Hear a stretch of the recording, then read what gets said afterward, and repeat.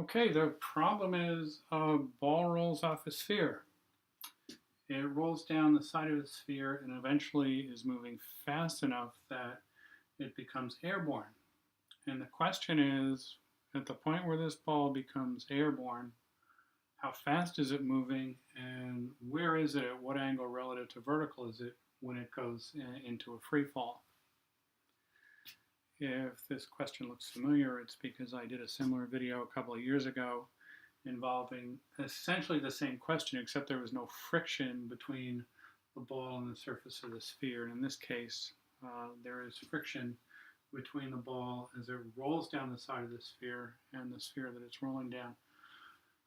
This is static friction, there's no slipping, and so the friction, the rolling motion, the moment of inertia, and rotational velocity or angular velocity need to be taken into consideration in computing the answers to this question.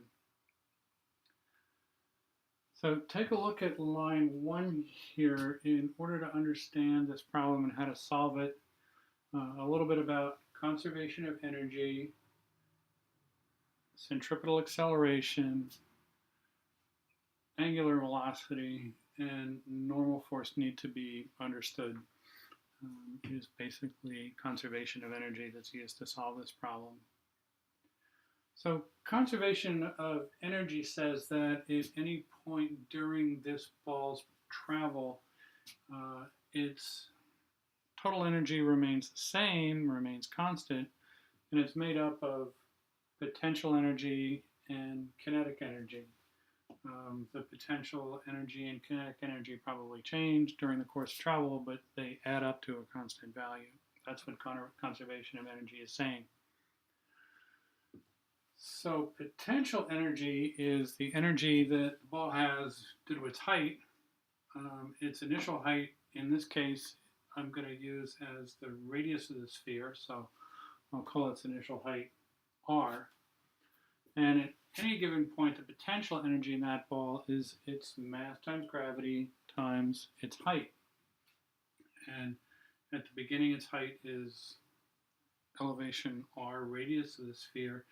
And as it travels down the sphere, its height continues to equal mass times gravity times height, but that height can be represented as the height or radius times the cosine of the angle theta relative to vertical. At the beginning of travel, the angle is 0, cosine of 0 is 1. As the ball travels down the surface of the sphere, theta gets larger, the cosine of theta gets smaller. So as the ball travels down the sphere, its total potential energy decreases. The kinetic energy of the ball is represented in these two expressions, 1/2 mass times velocity squared plus 1/2 times the moment of inertia of this ball times its angular velocity squared. Since the ball is rolling and not slipping, the moment of inertia and angular velocity need to be factored into the equation. On this line are two alternative representations of the potential and kinetic energy of the ball at any point during travel.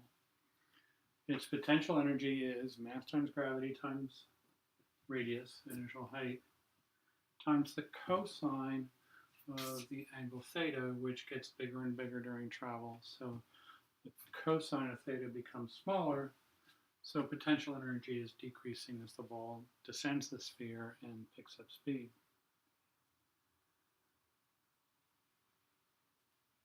The kinetic energy in this ball is total energy less potential energy, assuming that there are no non-conservative forces in this situation, which is the assumption. So the kinetic energy is just what's left over after potential energy is taken out, which can be expressed as mass times gravity times radius times 1 minus the cosine of theta. Understanding these two expressions is kind of key to understanding how to answer the questions about solving for theta and final velocity. Potential energy is mass times gravity times height times the angle, and kinetic energy is what's left over after potential energy is taken out. So take another look at this expression. This is the kinetic energy portion of this expression. Kinetic energy is 1/2 mv squared plus 1/2 I omega squared, the moment of inertia, times rotational velocity quantity squared. The assumption is that this is a ball or some kind of solid sphere, so the moment of inertia for a sphere is 2/5 times mass times radius of the ball quantity squared. And omega is velocity divided by radius, so omega squared is velocity squared over radius squared. So going from this line to this line, the only thing that's being done is resolving I omega squared into 2/5 mass times radius squared times velocity divided by radius squared. Again, that's the radius of the ball. So doing a little bit of cancellation, 2/2 is equal to 1, and r squared over r squared is equal to 1. So this expression from here resolves to 1/5 times mass times velocity squared, which using a common denominator is 7/10 times mass times velocity squared. So at this point, there are now two representations of the kinetic energy in the ball at any given point during travel. One is mgr, mass times gravity times radius, times 1 minus cosine of theta squared, and also 7/10 times mass times velocity squared. These two expressions are equivalent, and they both represent the kinetic energy of the ball at any point during travel. If this looks a little bit familiar, divide both sides of this expression by 7/r and multiply both sides of the expression times 10, and this results in mv squared over r being equal to mg times 1 minus cosine of theta times 10/7. And the reason for doing this was to isolate mv squared over r, which is mass times centripetal acceleration. So one expression of the force of this ball on the surface of the sphere pointing towards the center of the sphere is mass times velocity squared over r, mass times acceleration, and that's equal to 10/7 times mg times quantity 1 minus cosine of theta. In the next step, we're going to come up with a second representation for mv squared over r. And this point is also made in the previous video that I did on the frictionless case. The force of the ball on the surface of the sphere pointing towards the center of the sphere is mv squared over r. That's mass times centripetal acceleration. And the force of the ball on the surface of the sphere pointing towards the center of the sphere is also equal to its mass times gravity times the cosine of the angle, which is pointing towards the center of the sphere. So mv squared over r and mg times the cosine of theta are both valid representations of the force of the ball on the surface of the sphere pointing towards the center of the sphere. And that's what this line is saying. The sum of the forces of the ball on the surface of the sphere are mass times centripetal acceleration, which is equal to mass times gravity times the cosine of theta. Hopefully you're asking, what about the normal force of the ball of the sphere pushing on the ball? Because mg cosine of theta is the force of the ball on the surface of the sphere pointing towards the center. But there's an equal opposite force of the normal force of the sphere pushing on the ball. And at about the time this ball goes airborne, the normal force goes to 0. So it can be eliminated from the equation. So this gives us now a second expression for the force of the ball on the surface of the sphere pointing towards the center of the sphere, which is mass times centripetal acceleration, which is mass times gravity times cosine of theta.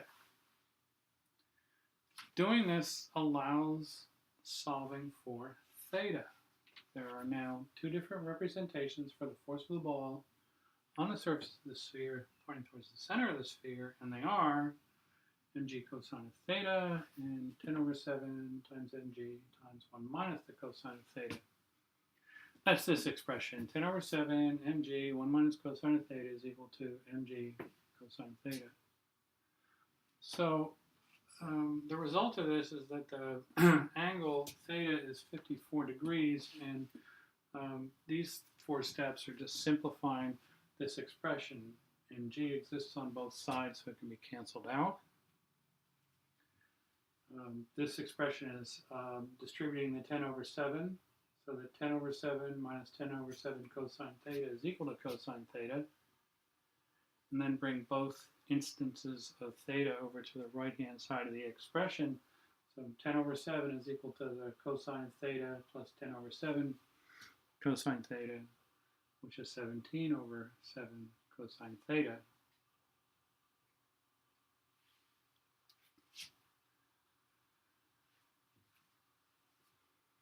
(17 over 7 cosine theta being equal to 10 over 7 can be further simplified by multiplying both sides of the equation by 7 over 17 and eliminating the instance of 1 being equal to 7 over 7.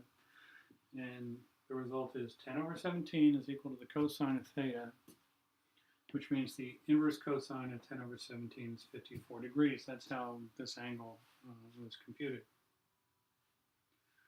This gives theta, which means that as the ball rolls down to this, the top of the sphere, once it gets to a point where it's about 54 degrees off vertical, it'll become airborne.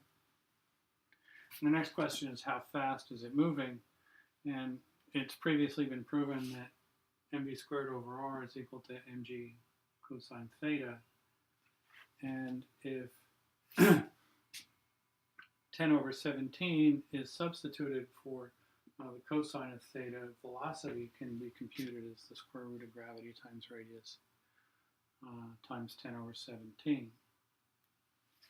So with friction, with the ball rolling down the side of the sphere as opposed to sliding down the side of the sphere, it'll get to a point that is 54 degrees off vertical and then become airborne, and its velocity will be equal to the square root of gravity times radius times 10 over 17. The only real variable in this expression is radius. Mass was previously canceled out, so it doesn't matter how heavy the ball is, but the larger the radius of the sphere, the faster it will be moving once it becomes airborne. It does not change where the ball is, it just changes how fast it's moving. So if you take a look at this part of the board, here's the friction case. That's this problem. The ball is 54 degrees off vertical when it becomes airborne, and its velocity is the square root of gravity times radius times 30 over 51. That's just 10 over 17 times 3. And in the previous case where there's no friction and only potential energy and velocity and mv squared 1/2, the velocity of the ball needs to be considered and not its rotational kinetic energy.